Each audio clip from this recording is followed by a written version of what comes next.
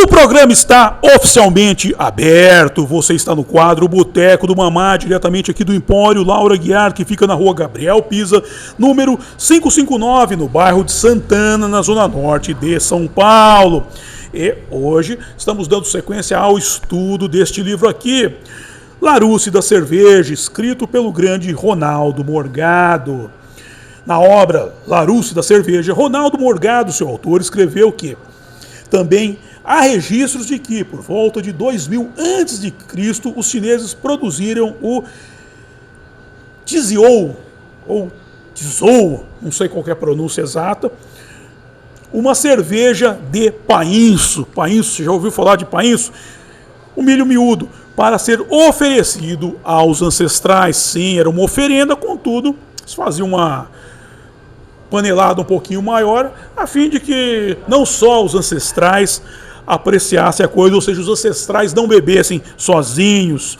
Em 24 de maio de 2016, no site da BBC, publicado foi o artigo alcunhado de cerveja chinesa fabricada há 5.000 anos, lendo-se que pesquisadores dos Estados Unidos e da China encontraram vestígios de cevada, painço, mais um grão mastigável conhecido como lágrimas de Jó e tubérculos usados para a fermentação, em cerâmicas descobertas na província de Shanxi, no norte da China, durante uma escavação arqueológica entre 2004 e 2006. Mais fogões que poderiam servir para aquecer e macerar os grãos, além de espaços subterrâneos que manteriam a cerveja em uma temperatura propícia à fermentação fresca e constante. Ou seja, já tinham até uma espécie de câmara fria daquela época. Todavia, os resíduos só foram analisados por pesquisadores da Universidade de Stanford no final de 2015. Quase 10 anos depois. Ademais, as descobertas sugerem que os consumidores começaram a desenvolver seu gosto por cerveja aproximadamente na mesma época em que as pessoas do Egito e do Irã o fizeram. Esta receita de cerveja indica uma mistura de tradições chinesas e ocidentais, disse Jianjing Wang, da Universidade de Stanford, à BBC. Por fim, o sabor exato dessa breja permanecerá um mistério, pois embora os cientistas saibam quais os ingredientes foram usados, não sabem as quantidades. Então, a partir daí, eles vão fazer uma estimativa. Eles vão pegar, por exemplo, a intensidade do painço e comparar, por exemplo, com as lágrimas de Jó, para tentar formular quase uma digamos assim, uma medida estatística, tanta quantidade equivaleria a tanto, para tentar chegar a um resultado. Vai pegar o tamanho das panelas, no caso os vasos, cerâmicas, e tentar fazer uma estimativa, tentar estipular pesos e medidas. Isso se chama ciência. Sem mais, em 6 de fevereiro de 2017, no site Stanford Report, publicado foi o artigo alcunhado de estudantes de Stanford recriam receita chinesa de cerveja de 5.000 anos. A arqueologia não é apenas ler livros e analisar artefatos. Tentar imitar o comportamento antigo e criar coisas com o método antigo ajuda os alunos a realmente se colocarem no passado e entender por que as pessoas fizeram o que fizeram, disse Li Liu, professora e arqueóloga chinesa. Sim, isso ajuda. Tem até no filme do Indiana Jones, o primeiro filme. São 3 filmes. Aí fizeram um quarto muito ruim, um quinto pior ainda, que eu nem assisti. No terceiro filme, o Indiana Jones, sempre fala: o tesouro nunca está debaixo do X. O X nunca marca o local, até ele encontrar o que ele procurava em Veneza. E no quarto filme tem uma hora que ele fala para o aluno durante a aula que a arqueologia se faz na biblioteca. Depois ele cruza com o aluno na biblioteca e diz para ele que a arqueologia se faz fora da biblioteca. O cara tá meio indeciso, né? Mas fazer o quê? A questão é a seguinte aqui. Eu acredito nisso. Você tem que tentar reproduzir. Ciência é estipular pesos e medidas. E, sabendo os pesos e medidas, você reproduz. É igual, por exemplo, quando eu tive um debate uma vez com um cientista, ele estava falando que milagre não existe. Ele falou: eu explico. Eu falei: você explica, mas não replica. Porque se você tem as quantidades, é fácil replicar. E é também aquele debate sobre as pirâmides, que aparecem arqueólogos, egiptólogos, pessoas da ufologia casuística para dizer, não, as pirâmides não foram construídas por alienígenas. Tudo bem, é só um cidadão descer e pegar uma pedra daquela de 300 toneladas nas costas, levar por quilômetros e quilômetros e empilhar. Ele vai, volta, leva e vai empilhando as pedras em formato piramidal. Se ele conseguir realizar este feito, eu acredito que as pirâmides não foram realmente construídas por alienígenas. Até lá, o alienígena continua em primeiro lugar dentro do meu conceito, ok? Voltando, Liu, junto com o doutorando Zhang Jinwang e um grupo de outros especialistas, descobriu a receita de 5.000 anos, estudando os resíduos nas paredes internas de vasos de cerâmica encontrados em um sítio escavado na China. Todavia, os antigos chineses produziam cerveja principalmente com grãos de cevada, incluindo milheto, painço, além de lágrimas de Jó, um tipo de grama asiática. Sendo que fragmentos de inhame e de raiz de lírio também apareceram na mistura. Engraçado que lá em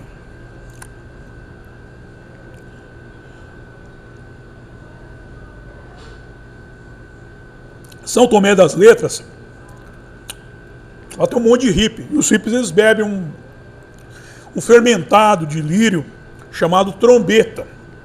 E essa trombeta aí, pelo que dizem, é mais forte que o Santo Daime. Não sei se era isso aqui não, mas se o cara tomar um trem desse aqui, eu até acredito que é capaz de ter carregado uma pedra nas costas e construído uma pirâmide. Liu disse que ficou surpresa ao encontrar cevada na receita, porque as evidências mais antigas da China datam de 4.000 anos atrás apenas. Sim, eles tinham, até então, sabiam que há 4.000 anos se fazia cerveja na China. Agora foi mais para trás, 5.000 anos, o que não descarta que se vá além, muito além ainda. O que sugere que a cevada foi domesticada primeiro na Ásia Ocidental e depois chegou à China. Sim, por meio dos registros arqueológicos, eles vão vendo o quê? O caminho da cevada até a China. Você vai pegando por idade, 5.000 anos, 6.000 anos, e vai vendo em que período ele apareceu em determinado local, e você vai ver onde a cevada esteve presente primeiro ou não. Ademais, a antiga cerveja chinesa parecia mais um mingau e provavelmente tinha um gosto mais doce e frutado do que as cervejas claras e amargas de hoje. Lembrando sempre que o lúpulo é recente, é aqui do século XVIII, ok? E mais, os ingredientes usados para a fermentação não eram filtrados e canudos eram comumente usados para beber, disse Liu. Sim, era, como eu falei no último programa, era um mingau para marmanjo. Mingau etílico, é claro, muito mais gostoso e muito mais usual, digamos assim.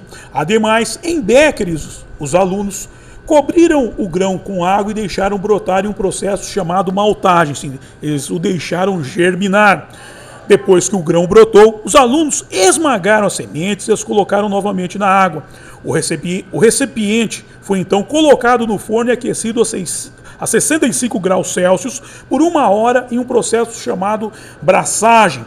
Por fim, selaram o recipiente com plástico e deixaram descansar em uma temperatura ambiente por 1 semana a fim de fermentar. Conclusão: uma coleção de béqueres cheios de um líquido amarelo espumante foi disposta sobre uma mesa, na ponta da qual estava Liu.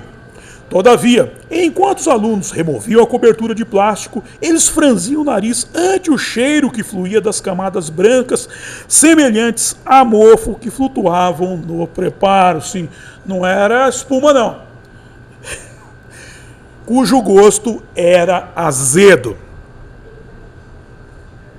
É engraçado que aqui eles falam que a antiga cerveja chinesa parecia mais um mingau e provavelmente tinha um gosto mais doce e frutado. E de repente está azedo. Mas isso daqui eu vou partir do seguinte entendimento. Os alunos não eram bebedores de cerveja. Eu praticamente já dei aula de degustação de cerveja aqui no Empório Laura Aguiar mesmo.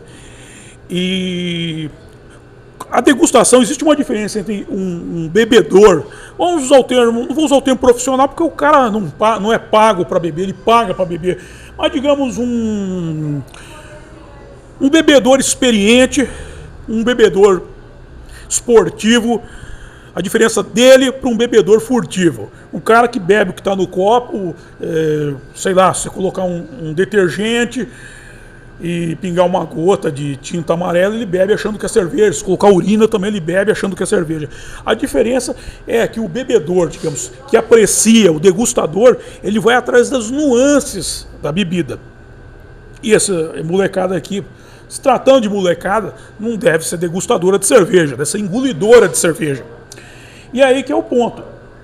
E aqui eu vou dar uma dica do mamá, coisa que eu já fiz aqui. Como é que você faz a degustação? Como é que você aprende a degustar uma cerveja? Eu vou dar um exemplo bem simples para vocês.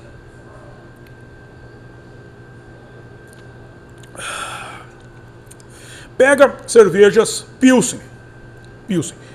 Claro, as marcas, as Pilsen da linha Premium, que são feitas com malte. Não é com cereal não maltado, a famosa água de milho, água de arroz. Esse negócio de cereal não maltado, isso aí não é cerveja. Só é água suja que eles vendem para os trouxas dizendo que é cerveja. Pega duas. Eu não vou citar as marcas aqui, que elas não estão patrocinando o programa, mas coloca as duas. Pode pôr uma terceira, experimenta um pouquinho de cada. Começa com a cor, vê a cor dela. Você vai ver a diferença na cor de uma para outra. Antes de beber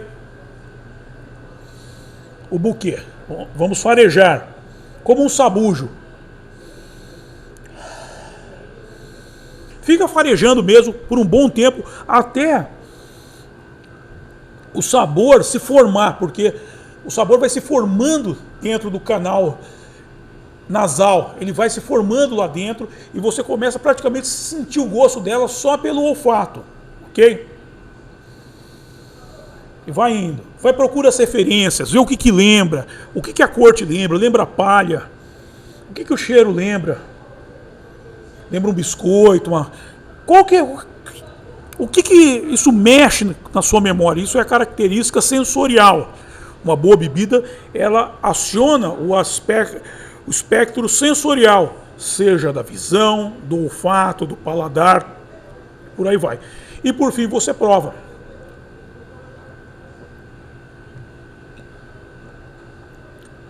Você deixa um bom tempo a sua língua marinando no preparo. Por quê? Porque a nossa língua ela é equipada para sentir a acidez, amargor, doçura, todas as qualidades. Se é salgado, se é apimentado, ela é equipada para isso. E você vai começar a identificar o quê? Os sabores da cerveja. E aí você passa de uma para outra e você vai ver que uma é mais alcoólica do que a outra, sente mais o álcool. A outra ela é mais amarga, uma é mais adocicada, uma é mais ácida. E aí você vai começar a entender. Aí você vai entender que a acidez vem da água, tem a ideia de água dura, água mole, água dura. O que é? É água com pH alto, água mole com pH baixo. Ou seja, a procedência dela, se ela, por exemplo, quando ela vem de um rio, muita cervejaria, principalmente na Europa, aqui no Brasil, algumas aqui que eu conheço, elas utilizam muito a água do rio. Quando o rio tem o pH baixo, eles adicionam minerais para endurecer a água, para tornar essa água mais poderosa, para ela reter o sabor por mais tempo. Tem todo um detalhe, são uma série de detalhes que vão enriquecendo a bebida. E eu garanto, se esse preparo aqui tivesse sido experimentado por um bebedor esportivo, um bebedor experiente, alguém que manja do assunto, eu garanto que o gosto não ia se resumir ao azedo. Claro, ele tem uma pegada azedo. Inclusive, fazendo a experiência que eu tive. Quando começou a chegar a cerveja de trigo, o que os bocó falavam? A cerveja parece estar estragada, meu. Parece que ela está azeda. Cerveja de trigo, ela tem uma pegada que lembra o aspecto azedo. Ela vai mais para a linha que se chama sour. Ela tem uma pegada exatamente, é proposital. É proposital, gente. Não é por acaso, não. Então, é isso aí. Venham aqui ao Empório Laura Aguiar, ou vão, pode ir ao bar da sua preferência. De preferência aqui, porque aqui é onde o Mamá está aqui, eu posso auxiliá-lo na degustação. Tem o Zé, tem bastante gente aqui capacitada para auxiliá-lo ou auxiliá-la. Então é isso aí. Aproveita a noitada de sábado para fazer uma degustação de chopp ou cerveja. Dito isso, quero agradecer a todos vocês que me acompanharam e até a próxima. Ou a próxima. Bye!